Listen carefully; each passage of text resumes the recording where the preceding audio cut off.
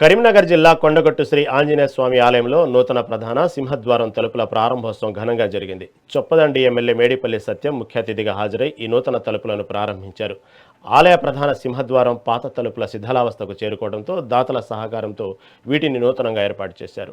ఈ సందర్భంగా అర్చకులు సంప్రదాయ పద్ధతిలో ప్రత్యేక పూజలు నిర్వహించారు.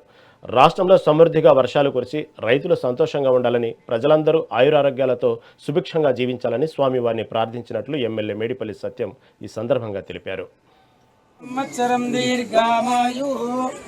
రాజాయ ప్రసన్నసాయినే నమో వయం వై శ్రవణాయ కూర్మహే కుబేరాయ వై శ్రవణాయ మహారాజాయ నమః.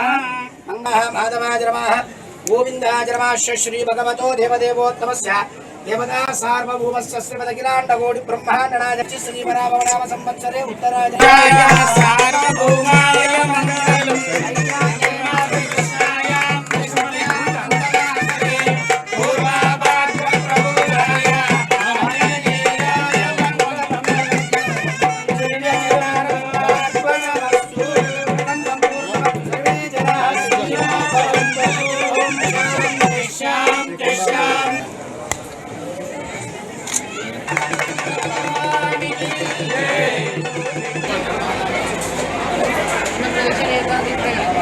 తెలంగాణ రాష్ట్రంలోనే అత్యంత ప్రసిద్ధమైన పుణ్యక్షేత్రమైనటువంటి కొండగట్టు ఆంజనేయ స్వామికి ఈరోజు ప్రధాన ద్వారమైనటువంటి సింహద్వారాన్ని ఇక్కడ ఉన్నటువంటి ప్రజాప్రతినిధులు, ఆలయ అధికారులతోటి వందలాది మంది భక్తులతో కలిసి ఈ సింహద్వారాన్ని ప్రారంభోత్సవం చేయడం జరిగింది.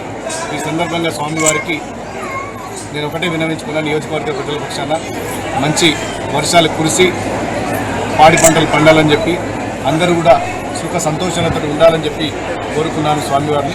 ఆ భగవంతుని దయతోటి అన్ని సమస్యలు తీరిపోవాలని చెప్పి నేను మనస్ఫూర్తిగా సర్వలోక శరణ్యాయ మంగళం.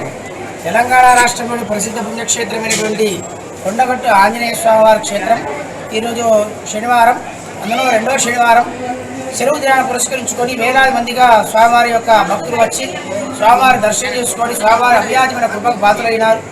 ఈరోజు విశేషం ఏమిటంటే, ఈ రోజున మన ఎమ్మెల్యే గారు నూతనంగా ఏర్పాటు చేసినటువంటి ఈ యొక్క సింహద్వారాన్ని, రాజగోపురానికి ఉండేటువంటి ద్వారాలు గతంలో ఉండేటువంటి చక్రం అంతా పోయి పాడైపోయినాయి.